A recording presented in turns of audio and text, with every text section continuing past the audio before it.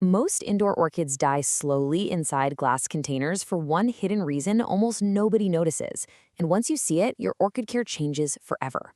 Welcome to This Explainer. We're diving into a topic that blends beautiful indoor aesthetics with some surprisingly intense botany. We're talking about orchids, specifically the stunning but honestly kind of controversial practice of growing them indoors inside glass jars. It looks absolutely incredible, but there's a super fine line between a thriving indoor garden and, well, a beautiful glass tomb for your favorite plants.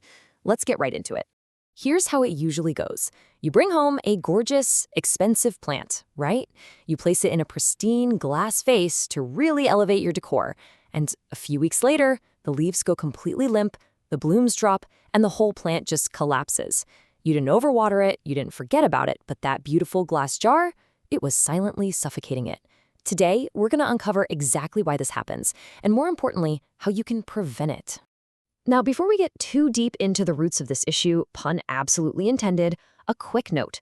Orchid care varies heavily by species and your specific indoor climate. What works perfectly in a humid Florida home might completely fail in a dry Colorado apartment. So this explainer is strictly for educational purposes to give you the foundational science of these glass or vitreous growing environments. Just remember to always adapt these lessons to your own home's unique microclimate. Section 1. The Glass Container Trap. Okay, so it all comes down to biology. Most people literally have no idea about this, but the orchids you buy at the store, like the super popular moth orchid, are epiphytes. What does that mean? Well, an epiphyte is a plant that naturally grows clinging to the bark of trees way up high in the tropical canopy. Their roots aren't designed to be buried in dense, wet soil. They're actually designed to breathe open air. So think about it. When you drop an epiphyte into a sealed glass cylinder with zero drainage, you are essentially cutting off its oxygen supply. Because of this fundamental misunderstanding, people make some fatal errors. Let's look at the biggest mistakes. Ignoring the need for airflow, that's number one. Then there is allowing standing water at the bottom, which quickly turns into a stagnant swamp. Placing the jar in direct sunlight is another massive error, which we'll talk about in just a sec. Oh, and watering with ice cubes? Please, whatever you do, stop doing this. Orchids are tropical. Ice severely shocks and damages those delicate roots. Finally, letting water pool in the crown, that's the center of the leaves, is just a fast track to bacterial rot. But hey, I don't want to just scare you, because when you do get this right, the results are honestly incredible. Look at this beautiful, vibrant bloom. I mean, this is our ultimate goal, right? There's immense pride in keeping an orchid not just alive, but actually thriving enough to rebloom year after year. And the good news? You can absolutely use glass containers to achieve this, provided you know how to sort of cheat the system. Section 2. Choosing the right setup. So the real secret to making this work is understanding functional setups. You see, a purely decorative jar lacks drainage. It's a totally closed system. But a functional setup uses what we call a cache pot system. This simply means you keep your orchid in a clear plastic pot that has plenty of drainage holes and air slits, and then you nestle that pot inside your beautiful glass sleeve.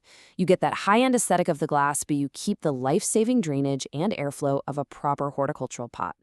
Now, you should know that not all orchids are created equal when it comes to glass. If you're a beginner, absolutely stick to the phalaenopsis, or moth orchid. It's highly adaptable and super forgiving. If you happen to have a closed terrarium, miniature species like Mostavallia love that intense 80 to 100% humidity. And Tolumnia orchids, they're great for glass globes, provided they get really bright light. And speaking of light, we absolutely have to talk about the lensing effect. This is one of those most people don't realize this moments. A glass jar fundamentally alters thermodynamics. If you put a glass jar in direct hot sunlight, that glass acts exactly like a magnifying lens. It literally focuses the solar radiation and can cook your orchid's roots alive, causing massive thermal stress. So glass setups must always be kept in bright but indirect light to prevent this crazy greenhouse oven effect.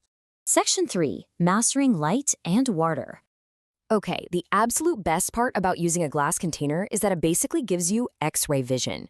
You can use the transparency of the glass as a literal diagnostic tool. Just look at the root color. If the roots are silvery white and firm, the plant is dehydrated and ready for water. But if the roots are vibrant green and translucent, they are fully hydrated. The absolutely crucial takeaway here is never water your orchid on a blind schedule. Just look through the glass. If they're green, stop. If they're silver, it's time for a drink. So when those roots are silver, how exactly do we water? We use the soak and drain method. Step 1, take that inner plastic pot out of the glass jar, or if you're growing directly in glass, fill the jar with room temperature water. Step 2, let the roots soak for about 10 to 15 minutes so they can absorb that moisture. Step 3, and this is literally life or death for your plant, drain 100% of the water out completely. Turn the jar sideways if you have to. Do not leave a single puddle of standing water at the bottom. Now, while root color is your ultimate guide, you can establish a realistic baseline for your watering schedule. During the warm, dry days of summer, you might find yourself soaking and draining every 4 to 5 days. But in the cool, humid months of winter, the plant's metabolism actually slows down, and moisture evaporates much slower inside that glass. So you might stretch watering to every 7 to 10 days. But again, always verify by checking for those silvery roots first. 40 to 70%. That is the ideal humidity range for a happy indoor orchid, and glass jars are really great at holding localized humidity. But beware, high humidity without airflow creates condensation. If you see constant, heavy condensation dripping down the inside of your glass jar all day long, the air is stagnant. That moisture desperately needs a breeze, or it's going to invite fungal pathogens to destroy your plant. Section 4. Fixing common orchid mistakes. All right, here is your beginner troubleshooting guide. If your orchid has yellow leaves, it's likely suffering from sunburn or you're overwatering it. If the leaves look like wrinkled leather and feel kind of limp, the plant is chronically underwatered, which just means the roots can't pump moisture up. Now, if you look through the glass and see mushy, black roots, you have root rot from stagnant standing water. And if the roots are firm but totally white or pale, don't panic. They're just buried too deep and deprived of light, which is perfectly fine. Here is a quick, hard reality check. Look at this fungal spotting known as botrytis. This completely ruins beautiful blooms. It happens when you have high humidity trapped inside the rim of a glass jar with absolutely zero airflow. It's a tragic mistake, but it illustrates exactly why that stagnant air inside a deep, sealed glass vase is such an invisible enemy. So if you check your jar and smell sulfur or see those dreaded black, mushy roots, you've got root rot. But here is your rescue mission. Step 1, remove the orchid from the glass immediately. Step 2, take a pair of sterilized shears and aggressively prune away all the black, mushy, dead tissue.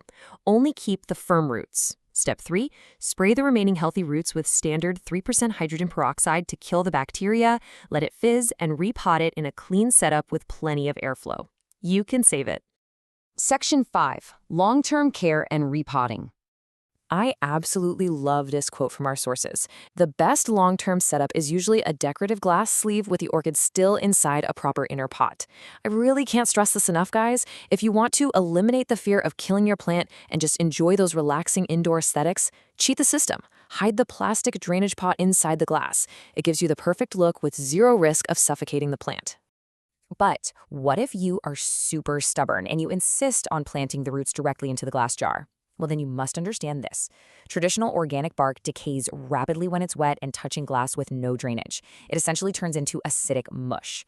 If you want a pure glass setup long-term, you should really consider transitioning your orchid to an inorganic medium, like leca, those little clay pebbles, and utilize a semi-hydroponic method. Inorganic media just won't rot in the glass.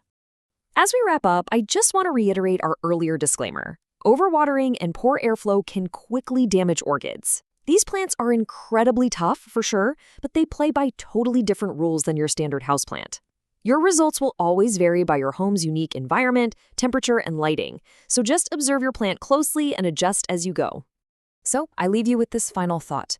Will you risk the hidden trap of a sealed glass jar, or will you use the inner pot trick to give your orchid the airflow it desperately craves to finally achieve those perfect blooms? You now have the exact knowledge to decode what your orchid is telling you through the glass. Stop guessing, check those roots, and give your plants the environment they deserve. Thank you so much for joining me for this explainer, and happy growing!